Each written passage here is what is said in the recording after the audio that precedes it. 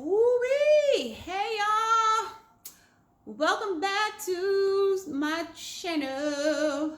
Okay, so I have a piece of paper because I was trying to get 10 do's and don'ts when you are water fasting, but I think I have 9, or I think I'll get up to 10, especially if I start rambling. Okay, so number 1, don't compare your journey with someone else's. Look, check it out. And vintage 1976. I'm that old, or I'm that young. Hello, come on now. So yeah, number 1, don't compare your journey to someone else's, because it's your journey, it's your fast, and everyone's body is totally different. And I made that mistake a little bit because I did watch a woman on YouTube who is a missionary, and she was like, I did a 40-day water fast, and oh my God got me through it, which is true. Maybe, who am I to pass judgment on that lady? But what she did do a 40-day water fast, and I think on day 36, she finally got day 37, she was using a wheelchair because she was so exhausted and frail. And then she got to sleep at a airport hotel, and then day 40, bam, she's done, and she was super grateful and stuff. I don't remember her name right now. And I'll either pin a comment and be like, this is the video that I watched. So I was like, yo, I can do it too. Even though God was like, I'm gonna need you to do this. But I was like, mentally, I was fine. But physically, my body was like, no, ma'am. So don't compare yourself. Don't compare your journey, because everyone's journey is different. I would say number 2 is prepare your body. So that woman that did the 40-day water fast, she had been prepping her body for a long time, because she did a sugar fast where she had been fasting from processed sugar for 200 days or something. So her body was ready to take on was ready for this type of cleanse and challenge.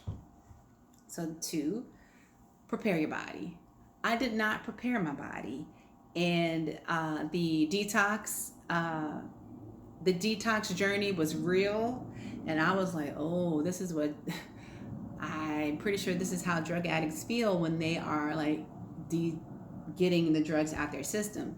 And my drug of choice was sugar and all the other stuff I was eating. So I got to experience a detox where I had hot and cold. I was either very, very hot, and then a few minutes later I'd be cold, or I'd be sweating, and I'd be shivering. And I was like, this ain't it. What? And then it took me a few days to realize, oh, this is what a detox feels like. Because the mucus hadn't started running yet. The mucus hadn't broken up, so I wasn't spitting. If it grosses you out, my apologies, but this is my experience. This is what happened to me. And I wasn't blowing my nose a whole lot. And I also wasn't moving my bowels a lot either. But I was these extreme temperatures. And then I was also very, very tired. So that's number 2. Don't work out.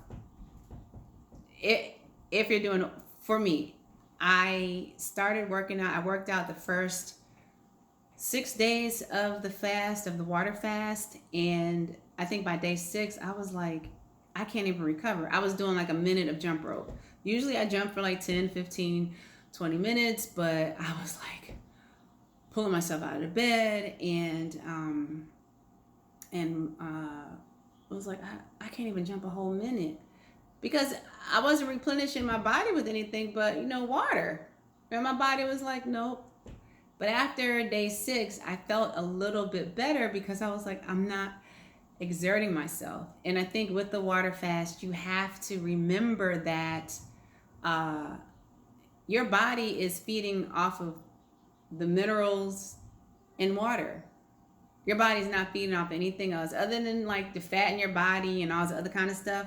But you got to be gentle with your body. And my mindset was like pretty strong, and I was like, okay, I know what I have to do, but my body was also like, you trying to kill me, and you know what? No. So that's number 3. Wait, no. Yeah, don't compare your body. Oh yeah, so now we're on number 4. Tell people you trust. Don't tell a whole lot of people. Tell people that can pray for you, offer like encouragement, check on you to see how you're doing. But don't tell everybody, because everything ain't for everybody, and a lot of people will be like, oh my God, you're so skinny, or oh my God, this is happening, or how much weight did you lose? I got a lot of questions over Thanksgiving. Well, how much weight did you lose? And I was like, I'm not saying, because it wasn't about weight loss. Well, I mean, so one of my aunts asked me that, and I was just like, nope, I'm not telling you. And my grandmother was trying to like guess, and she was like, I think you lost this amount. And all I said was, okay, like that's your guess. It's not mine. So you're entitled to your opinion. Okay. Yes. I think I said this already. Prepare your body. Don't jump all in like I did, because you're gonna pay for it. You're going to need a tongue scraper. I'm gonna pause. This right here, I put up here, is a tongue scraper. Okay, you can see the ridges now. The lighting today is awesome, right? You're gonna need this. If you're doing a prolonged, an extended fast, I would say like over 10 days, your body, again, is gonna go through stages of detoxing, and your tongue is gonna have all this nasty film on it that you are gonna be able to taste, and it's just not a good feeling. It doesn't taste good. And again, this is just stuff that toxins that are like, hey, let's come out of your body any your kind of way. Towards the end of the fast, I was scraping my tongue 3 times a day, and I would like clean it with hydrogen peroxide, and what else? But yeah, I was scraping it. I brushed my teeth, and then I just scrape, because brushing your tongue with your toothbrush, it does nothing but just embed the nastiness back into your tongue. That's my opinion. But this is a savior. It will help you in your life. Okay. My dad was like, you got to give yourself an enema. And I was like, I've never done that before. Enemas are your friends. If you, I know a lot of people that were water fasting would be like, I had so much energy, I did all this and blah, blah, blah. That was not my case. You can watch all the videos where I was just like, I'm sleeping. I slept a lot. I never, ever had a burst of energy. I thought maybe day 17, I was trying to sew. And I was like, I got a little bit of energy. Let me sew. Let me sew some stuff. And I did. And then I had like hunger pains that day too. But after that, I was like, I would get up, work, and then I get right back into bed. When I was done with work, I would go right back to sleep. And there'd be days when I would just be in the bed. And you have to move around. But one thing, I think one of the reasons why I was feeling so bad was because the toxins were recirculating in my body and they weren't like being released. And when I finally gave myself my first enema, a little bit of stuff came out, and I was like, oh my gosh, that's okay. Like my dad, like it wasn't like I didn't believe my dad. I was just like, I don't think I have the energy to do this right now. But I did it, and then after my fast, when I broke it, I think a week later, no, 2 or 3 days later, I did my first like real enema with the bag, and I brewed some tea. And yeah, enemas, they work. Mm-hmm. Let's see. Oh, rest and pray and meditate. I think this is number 6 or 7. Just pray, meditate, rest, be gentle with yourself, show compassion to yourself. No negative self-talk. Get in the mirror even when you looking at yourself and you're like, ooh, I'm really lost a lot of weight or whatever. Be like, hey, sexy girl or man, hey, sexy lady, or hey, sexy man, if men say they're sexy. I don't know. I'm not a man. Thank God. Keep yourself hydrated. For me, the water, I was using a Brita pitcher for a while. Then that water started tasting terrible. Then I tried Essentia,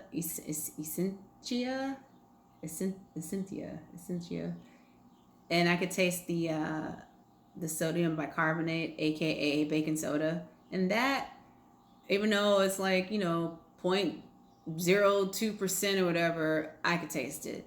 What else? So then I had to buy like Poland Spring. And then I started switching off and like doing a coconut water, which I'm gonna segue into electrolytes.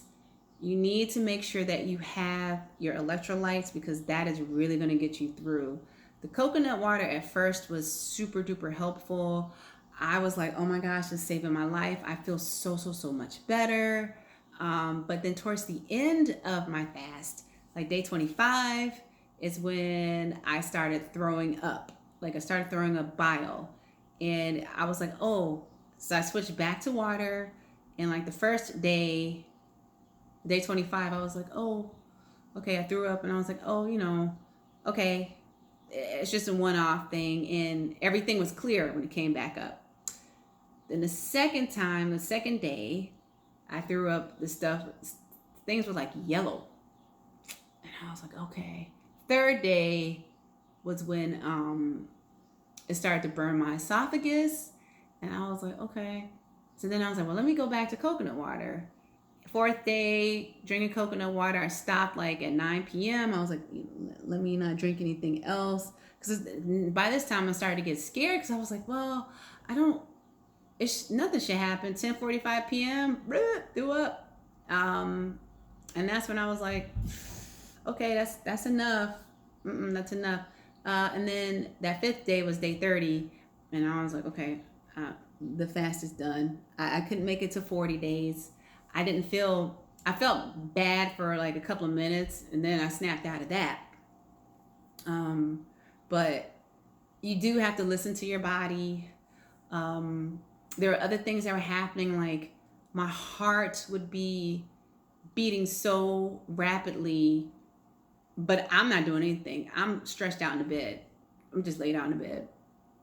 And my heart's like, and I would do all these deep breathing exercises to try to calm my heart rate. But I was like, I'm not doing anything. And I didn't become super alarmed by it, but I was super alarmed and like, oh my God, what's going on? Why? But in my head, I was like, all right, is this fast really trying to kill me? Like, am I going to die tonight because my heart rate is out of this world, literally? So my heart has gotten sort of back to normal, but I'm going to see a doctor next week to make sure that I didn't do any damage to myself. And then the last thing, I want to say this is number 10, but I've lost count. There's no failure in fasting. I don't care what anyone tells you. There's no failure in fasting. There's a sacrifice. Sometimes you have to be obedient, but there's no failure in fasting. So don't let anyone, and there's no competition either. Don't be like, well, I'm going to go 40 days. I'm going to go 50 days. I'm going to do 3 days. Do you? Go for it. But there's no failure in fasting. You do as long as you can, without any damage to yourself, and you just be led by that. And there was one more thing I wanted to say. I don't really remember right now, but I'm glad I went through this. Yeah, I'm glad I went through it, and a lot of things have changed. My taste buds are on 1,000. My nose still is very sensitive to a lot of things, which I appreciate, which is good. And I noticed there's some things that I haven't gone back to, and I won't go back to, because I'm trying to eat things and I'm like, yeah, that don't taste good. Too much sugar, too much fat, all this type of stuff. So, or too much salt. But yeah, so those are my top 10, 11 do's and don'ts, or things that if I could do this again, and I probably will, it won't be for 30 days. I will definitely take my own advice into account, like prepping your body for a water fast. And my suggestion would be, just for that, would be like, okay, you're like, okay, I want to do a water fast. And if you've never done it before, start with like just eating fruits and vegetables for like 7 to 10 days, right? And then slowly transition to juices, like, fresh fruit and veggie juices and stuff, right? And then from there, start diluting your juices with water. And then from there, then you start doing water. That's my suggestion. Because I think you will have already started your detoxing, and it won't be as intense, and you won't feel like you're killing yourself. And you'll probably have like a sustainable energy, because you haven't like shocked your body, and your body's like in this trauma right now, because it's like, what are you doing? I'm going to try to hold on. I'm going to suck everything I can from you right now, because I'm still trying to function. So that's it. If you liked what you've heard, or if anything was helpful, like the video or dislike it. Subscribe if you can. I won't talk much about fasting unless I'm doing it again, but recipes are coming. I made kimchi, but I put that up already. I didn't put the recipe up, but I showed y'all my kimchi. And I got a pot of greens, mustard, turnips, and collards on the stove right now. And yeah, so tune in. I miss talking to you guys in the comments, and ladies in the comments, because some of y'all were like very encouraging, and I my heart goes out to you, and good energy for anyone that is fasting or embarking on a fast, and wants a breakthrough in their life, or wants a change. Go for it. You got this. So as always, be compassionate, don't be stupid, and keep on snacking. Oh, and today was the first day that I jumped rope after not jumping rope for 38 days. So yay, I'm back, but I had to take it easy, because even my heart was like, what are you doing? And I'm like, I'm jumping rope. What are you doing? You're moving this blood through my body. Stop playing with me. Okay.